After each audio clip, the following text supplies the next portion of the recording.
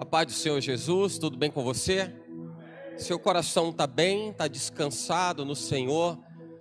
Você tem vivido uma vida dependente de Deus, esperando no Senhor em todas as coisas? Eu desejo que sim e creio que sim.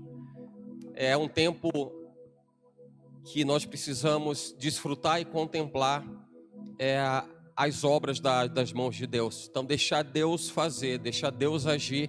Importante é confiar no Senhor, não é? Não se estribes no seu próprio entendimento, não se debruce sobre aquilo que você pensa, ache, mas deixe que Deus seja Deus, em nome de Jesus, amém? Bendito Senhor, seja o teu nome, tu és soberano, Deus, tu és eterno, Pai, nosso socorro bem presente na hora da angústia, dos desafios e aflições, e em todas as coisas, Pai, nós confiamos no Senhor, nós dependemos do Senhor. A nossa vida, Pai, é um grande palco manifesto, Senhor, e revelado aos homens dessa terra, para que enxerguem, vejam as obras de Tuas mãos em nós e através de nós.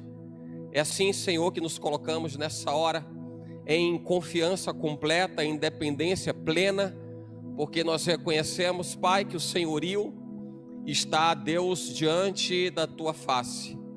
Controle, autoridade, excelência, supremacia, Pai, fazem parte do Teu ser. Muito obrigado, querido Deus, em nome de Jesus, estamos, Senhor, certos de que a Tua palavra, que é inerrante, que não falha, Senhor, há de falar aos nossos corações com a intensidade e a profundidade, Pai, que a ela é cabível, e nós entenderemos, Senhor, segundo, ó Deus, o conselho da Tua vontade. Assim entenderemos que o Senhor é quem fala conosco nessa hora. Então, meu Senhor, ó Deus, prepara os nossos ouvidos, os nossos corações, Pai, submetemos a nossa alma ao Senhor. Deus, nós não queremos, Pai, que nada seja, meu Senhor, nada seja um impeditivo, nada seja uma barreira, nada, Senhor, possa se colocar entre nós e o Senhor. Nós queremos, Pai, uma relação direta, nós queremos, Pai, um tempo direto, um momento, meu Senhor, em contato pleno, para que nós possamos entender aquilo que o Senhor quer de cada um de nós hoje e sempre, Pai.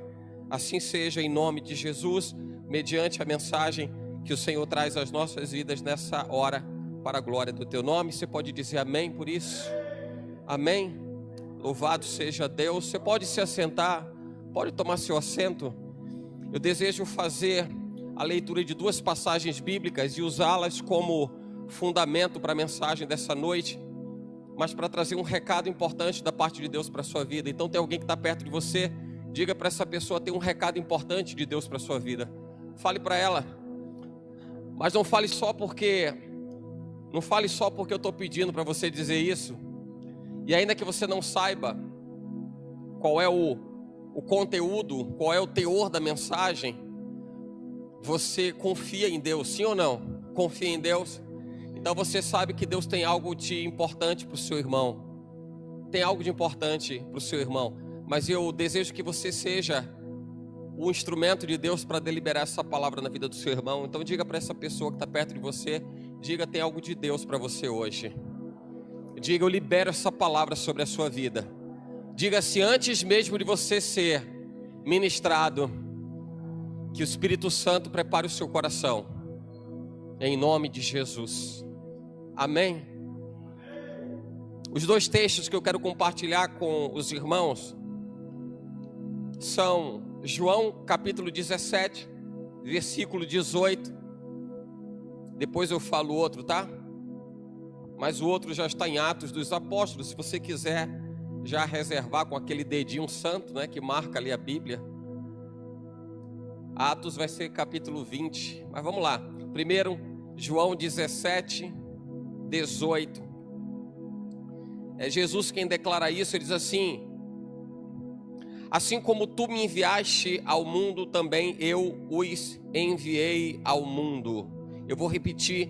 Assim como tu me enviaste ao mundo, também eu os enviei ao mundo. O texto que está em Atos capítulo 20, agora sim, Atos capítulo 20, versículo 24.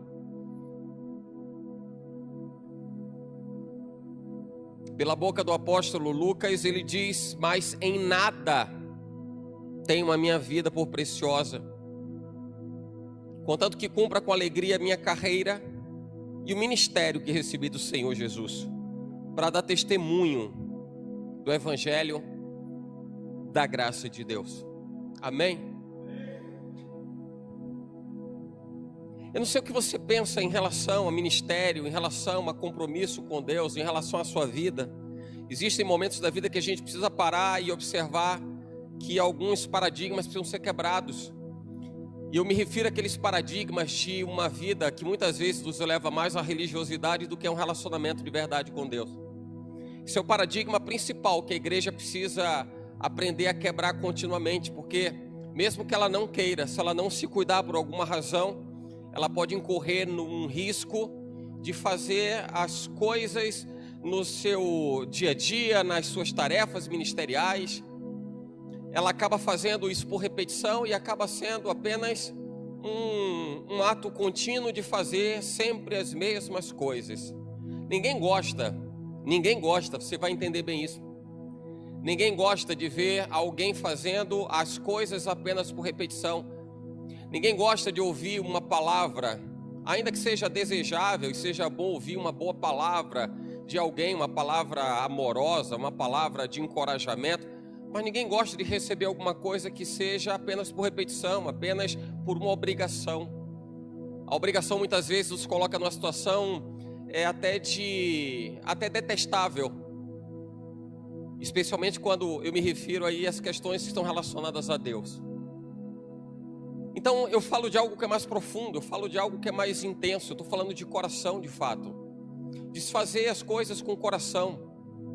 Talvez você não tenha parado para pensar alguma coisa do tipo: será que é melhor fazer as mesmas coisas sempre, mas não empregar alma, não empregar paixão naquilo? Ou de repente é melhor fazer algo que você até corre o risco de errar, mas fazer com a melhor das intenções, fazer com o bom intuito de acertar, de fazer bem feito? É uma reflexão importante. Será que é melhor acertar 100% sem alma? Será que é melhor você ter 100% de êxito, sem paixão, sem coração naquilo que você faz? Ou talvez você não consiga aplicar 100% da perfeição nas suas tarefas, afazeres, mas você garantir que tem amor ali, que tem paixão naquilo que você faz? Esses dois textos falam especialmente de algo que é maior do que a nossa vida. A gente tem falado isso sistematicamente, mas o quanto isso é importante, a gente saber que tem algo que é maior, né? Que existe algo que é maior que a nossa vida. E algo que é maior do que a nossa vida diz respeito àquilo que Deus espera que nós sejamos.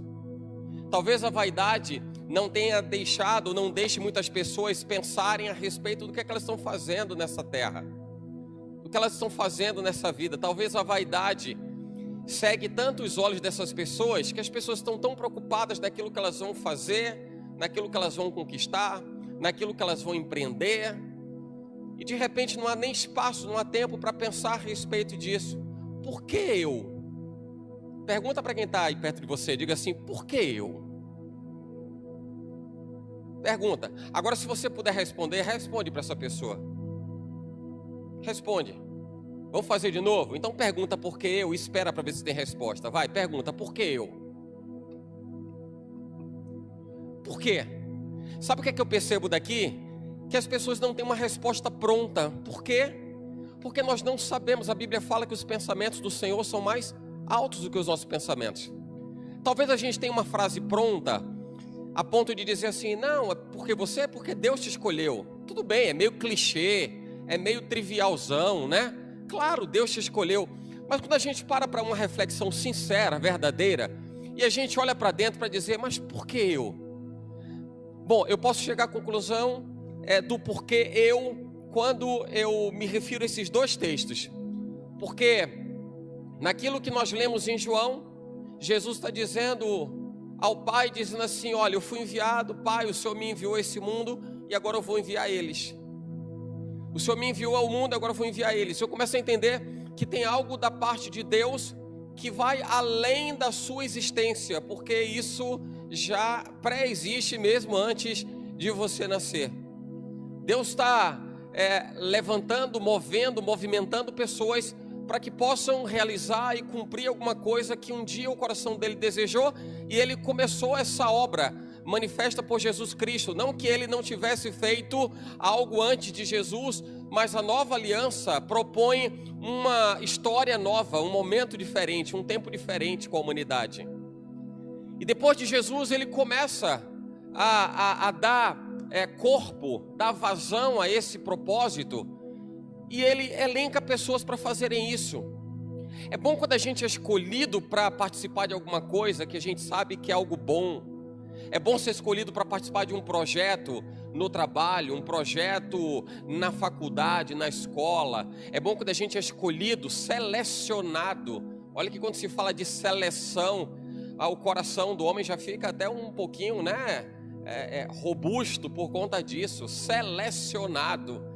Então, não foi por acaso, não foi obra do acaso, mas você foi escolhido a dedo, tinha uma razão de ser. E aí o Senhor, Ele vai nos dizer que não fomos nós que o escolhemos, mas Ele escolheu a nós. Você faz parte de uma seleção, irmão. Você faz parte de uma seleção. A sua vida, ela integra uma seleção. Mas eu vou dizer que até isso para algumas pessoas não faz a menor diferença. O fato de fazer parte da seleção de Deus. E quando eu digo seleção, não que Ele tenha escolhido alguns para estarem dentro e outros para estarem fora. Não, a seleção de Deus é formada por pessoas que compram a ideia. E a ideia comprada é exatamente essa que Jesus traz no texto de João, capítulo 17, versículo 18. O Senhor começou essa obra através de mim, Jesus, e agora eu estou trazendo pessoas que queiram comprar a ideia e possam entender que as suas vidas, elas são importantes sim, mas se elas comprarem a ideia, elas entenderão que a ideia, que o projeto é maior do que as suas próprias vidas. Por isso que a gente entende que existe algo que é mais que uma vida, alguma coisa que é mais do que uma vida. O apóstolo Lucas, quando ele diz que importante é, quando ele diz: nada eu tenho a minha vida por preciosa, contanto que eu cumpra com alegria a carreira, o ministério, o chamado. Lucas está expressando o sentimento de alguém que comprou a ideia. Ele entende que a vida dele é preciosa a ponto dele dizer: a minha vida é preciosa. Está claro nesse texto que ele entende que a vida dele é preciosa. Ele sabe balizar, ele sabe comparar. Ele sabe, ele está sabendo o que ele está dizendo. Mas quando ele declara: em nada tenho a minha vida por preciosa, contanto que cumpra com alegria a minha carreira, é o momento em que ele coloca as duas coisas e compara agora: minha vida e a carreira, minha vida e o propósito, minha vida e o chamado. A sua vida é importante, sim ou não? Você entende que sua vida é preciosa? Por esses dias eu vi uma mobilização da imprensa, especialmente de uma determinada emissora de TV, que deu muito vazão a isso, de uma jovem que sofre a pior dor do mundo, e ela lançou uma vaquinha virtual para conseguir realizar a eutanásia. Ela queria tirar a própria vida, porque ela não suporta tanto essa dor que a incomoda todos os dias. Pela literatura é considerada a maior dor do mundo. E para que você tenha uma ideia, essa maior dor do mundo é algo compatível com... Lembra a carga de 220 volts? A tensão de 220 volts? 110 quando a gente coloca o dedo na tomada e toma aquele susto, né? Isso é 110. Normalmente a corrente domiciliar, a tensão domiciliar é 110 volts. Agora pense em 220 triplicado. A literatura entende que essa que é considerada a maior dor do mundo, e não tem casos precedentes tão claros para que se saiba exatamente o que fazer, não existem casos dessa natureza. Essa jovem brasileira que sofre essa maior dor do mundo, o equivalente a 3 vezes a corrente a tensão de 220 volts, ela abriu uma vaquinha virtual, conseguiu levantar até o dinheiro para isso, para que ela pudesse fazer a eutanásia, porque no Brasil é proibida a eutanásia. Então o projeto dela era ir para o exterior, e me parece que a Suíça, cuja legislação permite a eutanásia, o projeto dela era tirar a própria vida. Perguntaram para ela, mas você tem uma filha? Ela disse, tem uma filha. E a pergunta foi, mas nem pela sua filha? E ela disse assim, eu sei a dor que eu sinto, e me incomodaria muito se eu visse a minha mãe se contorcendo de dores em cima de uma cama, só pelo fato de eu querer que ela permanecesse do meu lado. E ela chegou a essa conclusão, dizendo assim, eu entendo que isso é egoísmo, por isso ela tinha tomado essa decisão, entendendo que essa criança, a filha dela, entenderia também que a decisão de tirar a própria vida levaria a sua filha a entender que um pensamento contrário seria algo egoísta. Por que eu estou falando a respeito disso? Porque nós sabemos a importância, nós sabemos a preciosidade que é a nossa vida.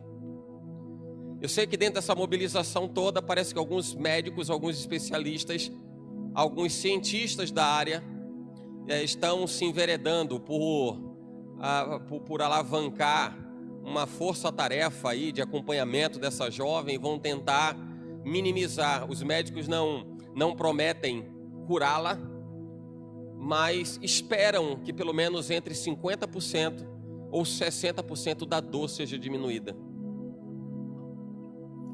Eu creio num Deus que pode zerar essa dor.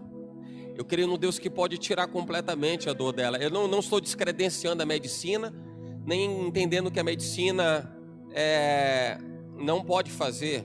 Acredito até que Deus deu conhecimento e entendimento aos homens, à humanidade, para que se pudesse chegar até a cura que essa moça deseja, espera, e que todo mundo espera na realidade. Mas eu acredito que Deus pode fazer. Deus pode fazer. Mas até numa situação dessa, é importante se olhar para dentro para questionar, por que eu? O que Deus espera de mim numa situação dessas? Nasci para sofrer? Nasci para carregar esse fardo? Nasci para me contorcer de dores absurdas, terríveis, diariamente? Em alguns momentos a crise é muito intensa e as dores chegam no pico, mas continuamente a sensação que ela passa é de tremor o tempo todo, aquele tremor do choque, tremor o tempo todo, sem parar, ininterruptamente. Ininterruptamente. A gente precisa parar um pouco para olhar para dentro. E eu repito, a nossa expectativa, desejo do coração é que essa moça seja curada, que o Senhor restaure. Foi até questionado se ela tinha alguma crença, ela disse que não. Mas enfim, que Deus possa, até numa situação, circunstância dessa, possa permiti-la conhecer ao Senhor, talvez por um mecanismo tão doloroso. Há quem diga que quem não vai pelo amor, vai pela dor, e de repente seja essa circunstância de dor. Não que seja a vontade do Senhor que as pessoas sofram para amá-lo, nem é isso que Deus espera. Mas quebrar esse paradigma o meu interesse é mais importante do que o propósito, a minha vontade é mais importante do que a vontade de Deus, é um perigo absurdo. É um perigo absurdo. Porque eu vejo que na fala de Jesus e na fala de Lucas, o apóstolo Lucas, o que fica claro é que existe algo que é mais importante do que a própria vida. A vida de Jesus também era importante, gente. A vida de Jesus era importante, ele foi para a cruz. E às vezes as pessoas tratam o sacrifício de Jesus, às vezes com desdém. Mas mesmo quem considera o sacrifício de Jesus, talvez considere do ponto de vista muito mais romântico do que prático, para entender que de fato alguém foi para a cruz, alguém derramou seu sangue, sofreu, doeu, penou, para que a gente pudesse usufruir de algo que muitas vezes a gente nem usufrui.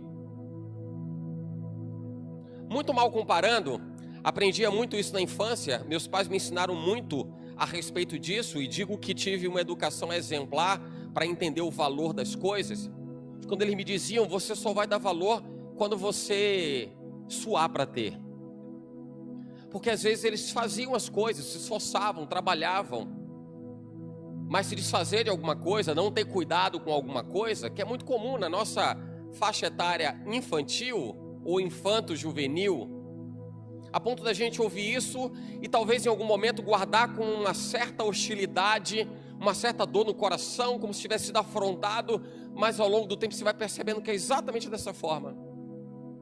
E eu não tiraria e não tiro uma vírgula sequer daquilo que eu ouvia na minha infância e que muitas vezes me desagradava e que agora eu entendo com muita clareza.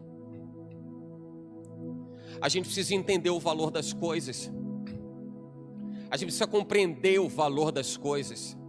Jesus foi para a cruz, não foi um boneco que foi para a cruz. Ele não derramou um copo de suco de groselha.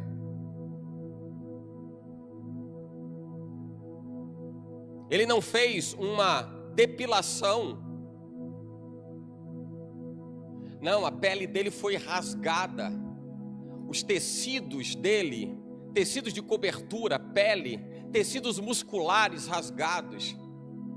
E a gente precisa entender a profundidade e a grandeza do amor de Deus. E eu estou falando de uma vida que tinha importância tanto quanto você sabe que a sua tem.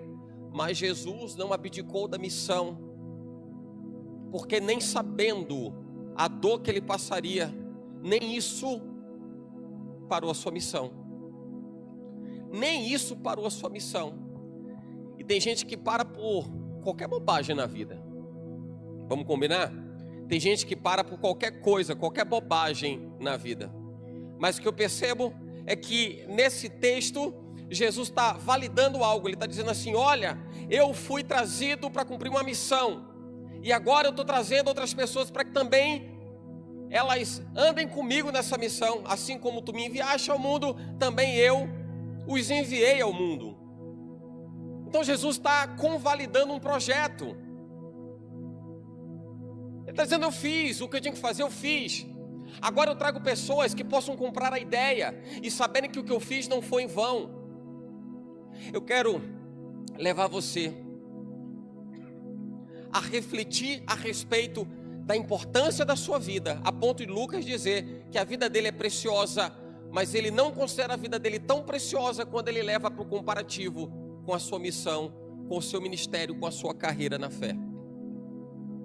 Eu quero levar você a refletir a respeito disso, para que a partir de então você possa saber que tudo aquilo que diz respeito a você fazer para Deus não pode ser feito de qualquer forma.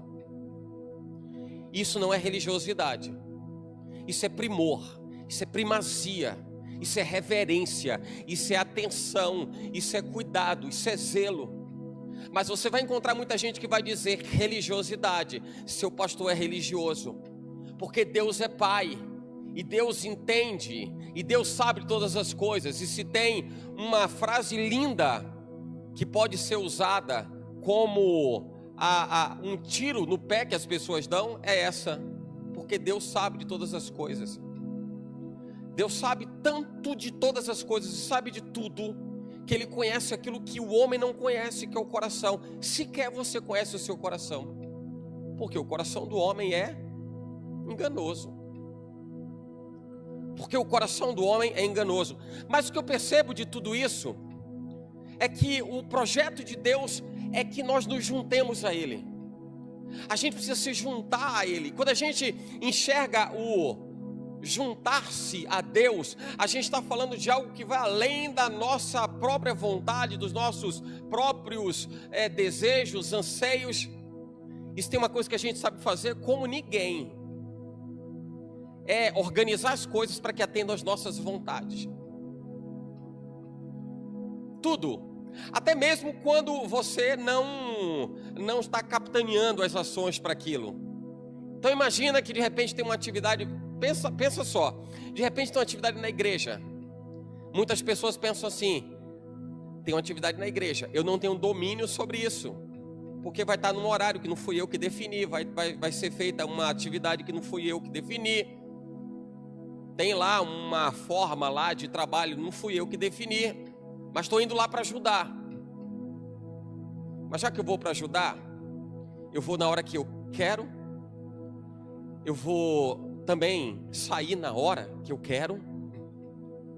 E na hora que eu quiser parar para dar um tempo, eu também vou parar. E na hora que eu quiser voltar, eu volto. E se eu não quiser fazer também, eu não faço. É ou não é assim? Sabe por quê? Porque isso as pessoas, elas têm a ingerência. O que é a ingerência? Elas conseguem fazer a gestão. Você consegue fazer a gestão de você, do trabalho da igreja, do que está definido, determinado, já está combinado, está articulado, não consegue mais. Mas eu consigo fazer a gestão de mim mesmo. E normalmente as pessoas fazem a gestão de si próprias, atendendo às suas próprias necessidades. É por isso que as pessoas vão quando elas querem e não vão quando elas não querem também. Fazem porque querem e não fazem porque também querem não fazer. Eu pergunto, onde é que está a paixão nisso? Na medida em que a vontade sobrepujou o propósito. Sobrepujou o propósito. Eu entendo que quando a gente aplica o coração no Senhor, a gente vai precisar entender que missão é essa. O seu coração está aplicado no Senhor, então entenda qual é a razão desse propósito. E sabe qual é a razão primaz desse propósito? Qual é a razão disso? É que você possa incendiar. Olha, você pode tocar fogo. É bom tocar fogo, irmão? Toque fogo. Toque fogo. Toque fogo no coração das pessoas. Toque fogo no coração das pessoas. Toque fogo no coração, na alma das pessoas, para que elas saibam quem é Jesus. Mas como alguém pode incendiar alguma coisa se nem ele está incendiado? Quando a gente fala da brasa, do fogareiro, a gente costumeiramente não fala disso. A brasa que está ali e tal, né? A brasinha, e se ela ficar afastada, ela vai se apagando, se apagando, se apagando. Então imagina agora, vamos sair um pouco daquela rotina que a gente fala do braseiro, e vamos imaginar agora uma outra parte da história, que normalmente as pessoas não falam tanto. A brasinha está lá. Mas ela não é mais aquela brasinha incandescente, ela vai se apagando. A tendência é que ao longo do tempo, se ela mantiver a mesma rotina que ela adotou, que ela passou a admitir, a tendência é que ela continue se apagando, até que ela encontre uma equidade de temperatura. Qual é a temperatura que ela vai se igualar? A temperatura ambiente. E o que é a temperatura ambiente, se não uma forma de dizer que é tudo igual? Tudo igual. Cada pessoa que hoje talvez esteja, se a gente pudesse mensurar com um termômetro, a gente poderia chegar aqui, algumas pessoas, normalmente a temperatura de equilíbrio ali do ser humano é 36,5. Talvez alguém esteja 36,5, 36,6, talvez até um pouco menos, talvez esteja 36, 37, 35. Mas via de regra, a gente vai entender que nós estamos num ambiente onde a temperatura representa a nossa temperatura em particular. Porque tem um todo, né? Tem um ambiente que está representando esse todo. E quando as pessoas, elas se comparam a essa brasinha que estava incandescente, mas se afastou, a tendência dela é que ela não consiga mais tocar fogo em coisa nenhuma, porque ela vai se tornar igual a qualquer outra coisa. E o que mais a gente sabe ver no mundo é que no mundo não tem fogo para ser tocado. Deus espera alguém que possa tocar fogo no coração das pessoas, alguém que possa entender a visão, alguém que possa entender a missão, alguém que possa compreender qual é o propósito. E eu falo disso em qualquer que seja a área da sua vida, trabalho, porque é quem diga assim: não, mas Deus me chamou para fazer alguma coisa na minha área, fazer alguma coisa onde eu estou. Eu não estou me referindo a isso. A gente vai falar e a gente vai lembrar dos ministérios, porque o Senhor chamou uns para profetas, outros para apóstolos, evangelistas, pastores, mestres. os 5 ministérios. Mas quando você dilui esses 5 ministérios, espalha eles sobre toda a existência, você vai perceber que Deus levantou alguém para fazer alguma coisa. Deus te levantou para você ser, e você é um mestre em potencial, um evangelista em potencial, um pastor em potencial, um profeta em potencial. Mas quando a gente fala de potencial, muitas vezes não passa de potencial. Por quê? Porque as pessoas não encontraram valor nisso. Não encontraram valor nisso. Qual é a maior nota, qual é a maior cédula da nossa moeda, do nosso sistema monetário? Qual é a maior cédula? R$200. Entrega R$200 para uma criança do tamanho de Felipe.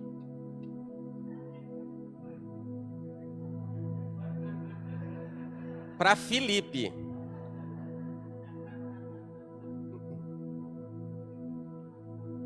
Qual a idade de Felipe, Yuri? 1 ano e 2 meses. Entrega para uma criança de 1 ano e 2 meses uma nota de R$200. Deixa na mão dele, esquece. Esquece mesmo. Você vai procurar, a nota foi embora, ele misturou lá com o cocô da fralda, alguma coisa do tipo. Lascou. Entrega uma nota, entrega o lobo-guará na sua mão. Entrega uma nota de R$200 na sua mão. Vai ficar triste, né? Pelo amor de Deus, né? Sabe por quê? Porque eu estou falando de uma criança de 1 ano e 2 meses e um adulto. O adulto tem capacidade, ou tem a capacidade de dar o devido valor, de mensurar a importância, de entender que existe algo importante naquela cédula de R$200 que uma criança de 1 ano e 2 meses não consegue fazer. A Bíblia fala que todo esse propósito de Deus nos 5 ministérios, no espalhamento, na expansão do reino na terra, a Bíblia deixa claro que é para o aperfeiçoamento dos santos, para a obra do ministério, para a edificação do corpo de Cristo. Diz ainda mais que tem uma razão de ser, é para que nós possamos alcançar a unidade da fé e do conhecimento do Filho de Deus, a homem perfeito, à medida da estatura completa de Cristo. Você entende a razão de ser dos ministérios? Você entende a razão de ser do chamado de Deus, da responsabilidade que Deus te dá? Você é assim, poxa, mas eu preciso fazer trabalho na igreja, eu preciso me envolver, preciso me dedicar, para quê? Para quê? Qual o sentido? Qual o sentido de eu ter que negar a mim mesmo? Qual o sentido de eu ter que deixar um pouco do meu eu de lado para eu poder me doar, mesmo quando eu não queira? Mesmo quando pareça ser um esforço absurdo. E tem gente que ainda diz assim, mas Deus não vai nem receber, por isso que eu não vou, estou assim cansado e tal. E se eu for assim, Deus não vai nem receber. Eu vou dizer o contrário para você. Deus vai perceber que você lutou uma batalha travada. E que você no final das contas disse, a missão é mais importante do que minha vida. A missão é mais importante do que a minha vida. Porque o que Ele quer com isso é que você possa cooperar no aperfeiçoamento dos santos, que você possa gerar a edificação do corpo de Cristo. Ou isso não é importante, ou isso não faz sentido, ou isso não tem valor, para que a igreja possa alcançar a estatura da medida completa, a estatura de Cristo. Ou isso não é importante? Então a sua vida é importante, ela é importante, mas a missão que Deus te confiou é mais importante ainda. A razão de você existir é mais importante ainda, mais importante do que a sua própria vida, ou daquilo que você julga serem os deleites que alegram o seu coração, que satisfazem a sua alma. Deus quer você por inteiro. Deus não quer que você seja seletivo para se entregar a Ele na medida em que você é dele. E é muito comum quando as pessoas dizem, eu sou de Deus. Eu sou, como que é? Se eu perguntar a você, você é de Deus, o que é que você vai dizer? Hã? Sim, eu sou de Deus, eu sou de Cristo. Vai ser assim, então a obra está te esperando tal dia, mas não vai dar para mim. Mas você não é de Deus? Não é tão assim, né? Porque aquilo que a gente tem e a gente julga que é nosso, é nosso. Eu digo, olha, esse celular é meu. Se eu quiser eu pego ele e boto aqui. Se eu quiser eu boto ele aqui. Ele não tem vontade própria para sair andando por aí. Ele faz aquilo que eu quero. Deus pode fazer com você aquilo que Ele quer, ou aquilo que é o que dá, né? É o que tem para hoje. Fazer o quê? Fazer o quê? Entenda o seu papel em Cristo. Entenda a razão da sua existência em Deus. Porque o que você mais consegue fazer, Ele te comissionou para você fazer. Sabe aquela coisa? Deus identificou em você um potencial, você consegue fazer isso. É bom quando a gente pode dizer assim, eu vou entregar alguma coisa para alguém que sabe o que fazer. Por exemplo, aqui na igreja, quando a gente vai falar de questões gráficas e tudo mais, a gente pergunta para o pastor Nery, trabalha na área. Eu vou perguntar quem? Não dá, vou perguntar ao rapaz da farmácia, do açougue, do mercado, vou no escritório de advocacia, vou no dentista para falar sobre o assunto. Não, vou perguntar a quem entende. Quando a gente pergunta, a gente entrega, resolve. Porque eu sei que vai acontecer, vai resolver. Vai acontecer. Você tem uma habilidade, você tem um talento, você tem um dom. Você sabe fazer aquilo. Então, se eu preciso de alguma coisa que você faça dentro da sua expertise, está na sua mão. Nem me preocupo. Nem me preocupo. Por quê? Porque está nas mãos de quem resolve. Nas mãos de quem faz. Nas mãos de quem faz. Deus escolheu o homem e disse assim, você está pronto para fazer o que você precisa fazer. Só precisa fazer. Mas você está pronto para fazer. E se tem uma coisa que você tem a capacidade de fazer, é gerar vínculo de amizade das pessoas com Deus. Já parou para pensar nisso? Gerar vínculo de amizade das pessoas com Deus. Começa a pensar sobre esse ponto de vista. Como eu posso gerar uma amizade das pessoas com Deus? Seu papel a partir de hoje. Aliás, sempre foi, mas só quero ressaltar, só quero chamar a atenção. Estou colocando holofote em cima para chamar bastante atenção. Você vai ser um gerador de vínculo, de amizade das pessoas com Deus. Não sei se você se lembra, quem é mais da minha faixa etária, um pouco mais, um pouco menos. Tem gente virando o rosto aí e tal, não, mas é isso aí. Quando a gente na escola, vou contar aqui uma particularidade, tá? A gente na escola gostava de uma menina, recorria à amiga da menina. É ou não é assim? Por quê? Porque a amiga da menina fazia a ponte. Fazia a ponte. Passava a ser o cupido, né? Em alguns casos era o cuspido, na verdade. Mas fazia a ponte. Veja se isso faz sentido para você. Deus levanta você para que você estabeleça esse vínculo de amizade das pessoas com Deus. Quem que pode apresentar um bom amigo, senão você que tem um bom amigo que é Deus, e Ele espera que você possa apresentá-lo para outras pessoas. Apresente Deus para as pessoas. E olha que isso não é novidade para a vida das pessoas como um todo, porque isso norteia os relacionamentos sociais. Você indica o profissional que te atendeu em determinada área de especialidade. Você diz assim, olha, você quer fazer tal serviço? Eu tenho uma indicação. Você indica.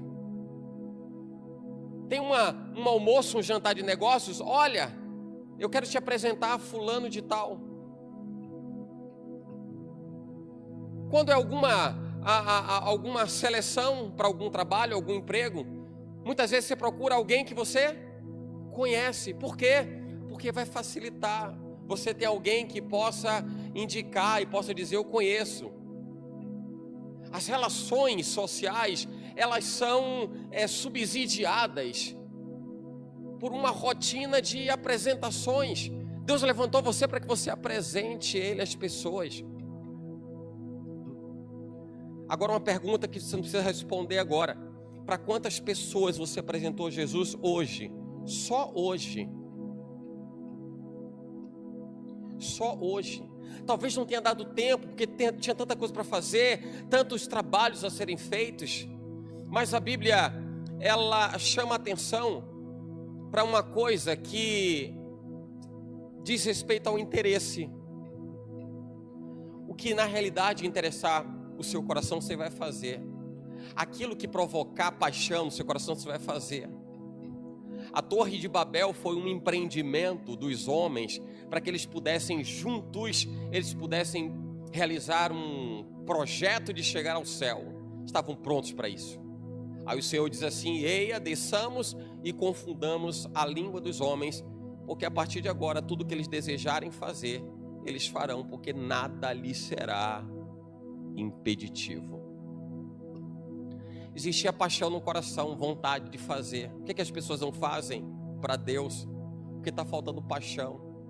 A Bíblia fala em Tiago, capítulo 4, versículo 4, o Senhor começa a dizer assim: adúlteros e adúlteras, não sabeis vós que a amizade do mundo é inimizade contra Deus? Ele começa dizendo adúltero e adúltera.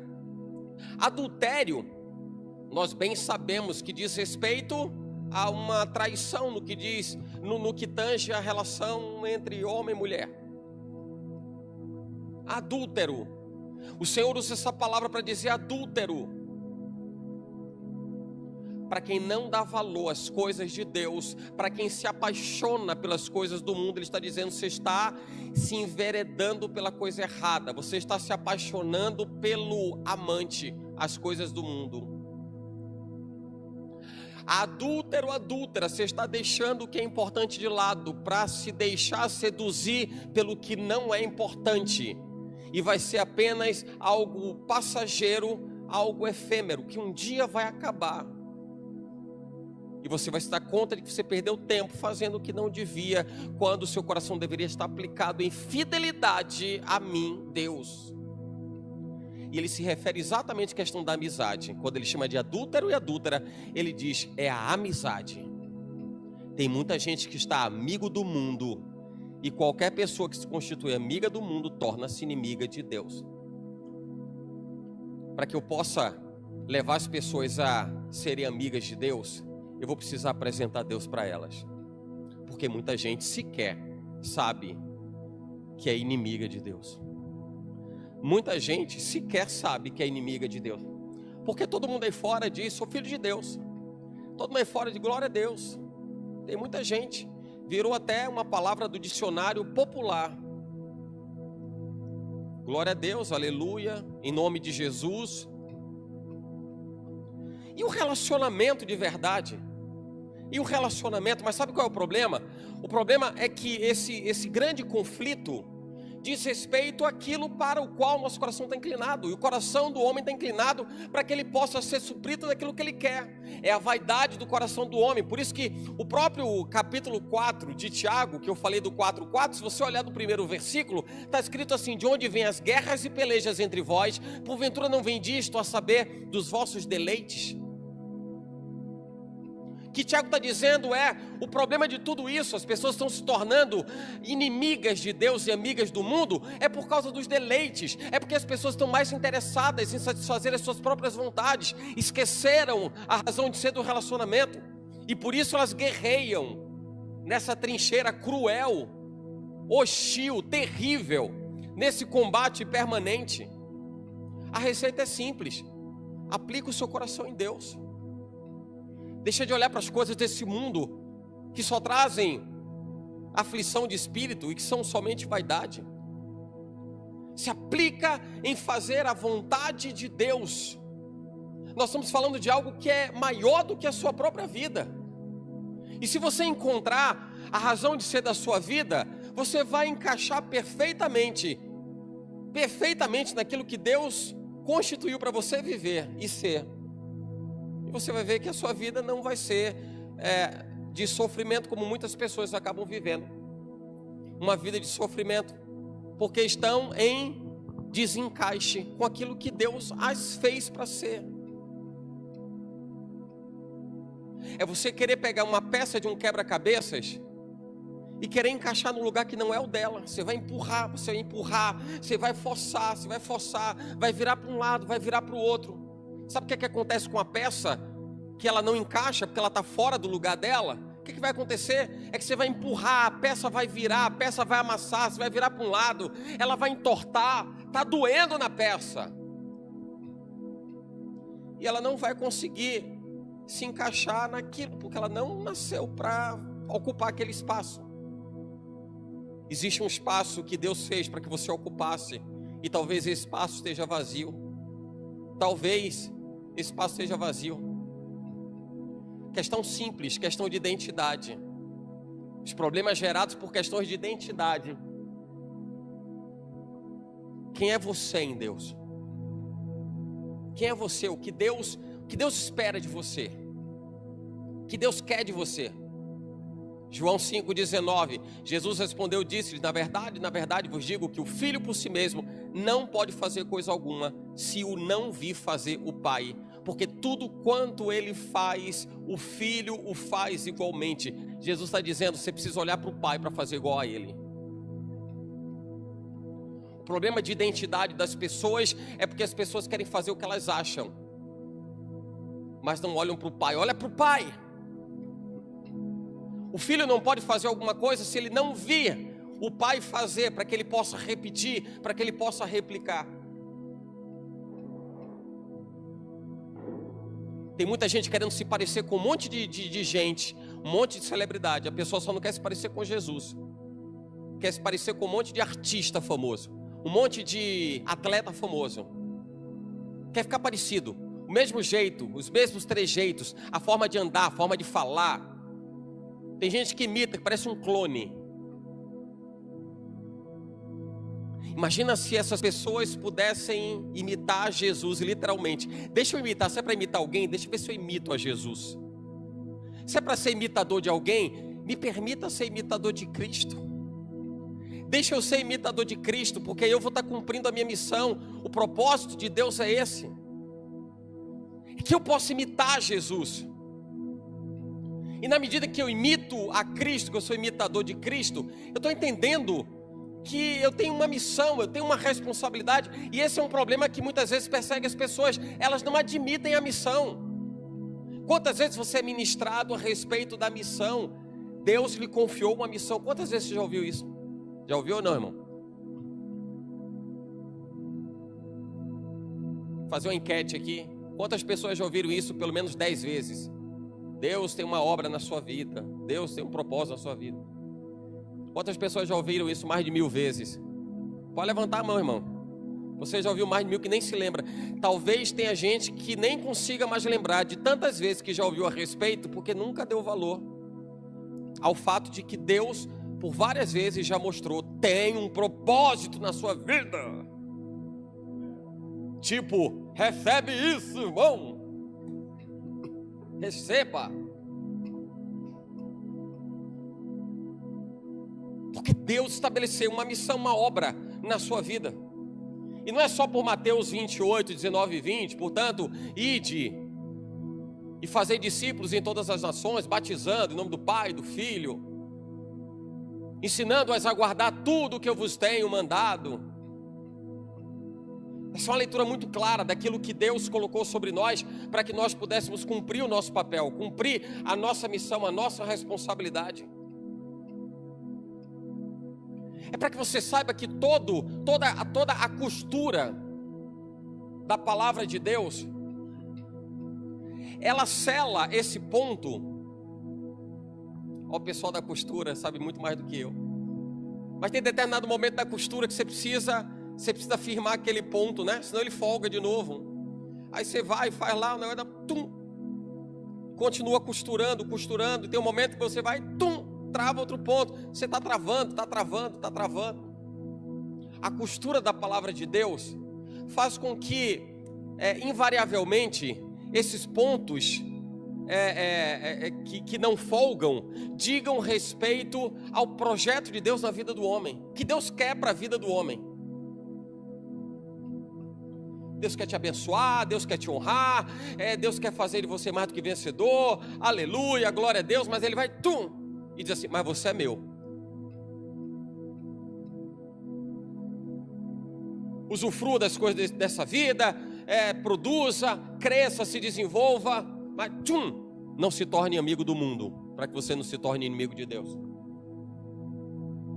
Todas as coisas das Escrituras, Jesus fala em Mateus 28, 18, me dado toda a autoridade nos céus e na terra. O que é que Jesus está fazendo? Ele está referendando que o que ele precisava fazer está feito.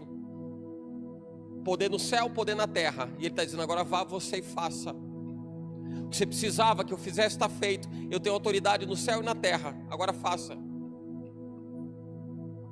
Por isso que lá em Mateus 7, quando a Bíblia diz, nem todo aquele que me diz Senhor, Senhor entrará no reino dos céus. Porque tem muita gente que está deixando de lado a missão, a obra, a responsabilidade, o chamado. Está fazendo com que a própria vida seja mais importante do que a missão, do que o propósito. Mas em teu nome eu expulsei demônios, eu operei milagres, curas, maravilhas, prodígios, sinais. Mas não é isso que te identifica como filho. Não é isso que te faz o espelho de Jesus Cristo. Você precisa entender a obra de Jesus, a obra salvífica, a obra redentora, a obra expansiva de levar o reino de Deus a toda criatura. Por isso ele fala em Ezequiel, capítulo 3, versículo 18, quando eu disser ao ímpio, certamente morrerás, e tu não o avisares. Eu falo dessa passagem aqui, isso me chama muita atenção. O Senhor diz, se alguém que for morrer, você não avisar, esse sangue vai ser cobrado de você, porque foi omisso, porque devia fazer alguma coisa e não fez. Aí as pessoas ouvem isso e elas pensam assim, olha, então tá, isso não vai acontecer nunca. Mas está acontecendo todo dia, porque todo dia tem gente morrendo. E as pessoas estão morrendo desavisadas. Desavisadas de quê? Desavisadas de quem é Jesus. Desavisadas do plano de salvação. Desavisadas do projeto redentor. Desavisadas de terem uma vida plena e abundante no Senhor.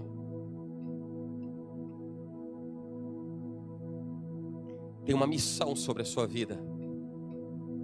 Uma missão sobre a sua vida. E está na hora de você começar a avisar essas pessoas e anunciar essas pessoas, porque aquilo que a gente julga que é bom, aquilo que a gente julga que vale a pena, que é importante, a gente compartilha ou não compartilha com as pessoas. O que é bom, o que alegra o nosso coração, nossa alma, nós não compartilhamos com as pessoas. A Bíblia fala em João 3,16, porque Deus amou o mundo de tal maneira. Tem que avisar isso, irmão. Tem que dizer para as pessoas, olha, Deus amou você e ama você, que Ele deu o Filho dEle. Ele deu Jesus. João 15,16, não me escolhestes vós a mim, mas eu vos escolhi a vós e vos nomeei. Ele está dizendo que Ele te escolheu, você é importante, a sua vida é importante, e a obra dEle sobre a sua vida é mais importante ainda. Tem que avisar isso. E você precisa avisar. Olha para quem está do seu lado e diga assim, você tem que avisar, irmão. Assuma a responsabilidade de ser aquilo que Deus espera que você seja, de ser aquilo que Deus quer que você seja, porque Ele comissionou você para isso. O investimento dEle em amor é para que você viva a excelência, a plenitude, a grandeza, a glória, a totalidade do amor de Deus, totalmente. Por isso que a Bíblia fala em Isaías 52:7, que, olha só, para aquele que vive o propósito, para aquele que vive o projeto de Deus, para aquele que leva em consideração as coisas do Senhor, ele diz assim, quão formosos são sobre os montes os pés do que anuncia as boas novas, que faz ouvir a paz, que anuncia o bem, que faz ouvir a salvação, do que diz a Sião, o teu Deus reina. Ele está dizendo assim, é importante os pés daqueles que anunciam as boas novas, daquele que faz ouvir a paz, daquele que anuncia o bem, daquele que faz ouvir a salvação. Isso vem de onde, irmão? Diga, vem de mim. Diga, vem de mim. Fala para o irmão que está do seu lado, diga, vem de mim. Diga, vem de mim. Vem de você. E Deus espera que você seja aquilo que Ele te fez para ser. Amém?